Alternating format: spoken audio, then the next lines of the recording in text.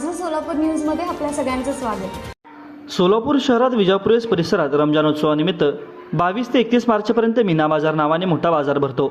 शहरातील बेगमपेठ पोलीस चौकी, विजापूर वेस, 12 इमाम चौक, बाकडे प्रेस पेंटर तसेच रंगरेज बोळ या परिसरात दुकाने व हॉटेलचा व्यवसाय असून या दुकानामध्ये खरेदीसाठी ग्राहकांची मोठी गर्दी असते.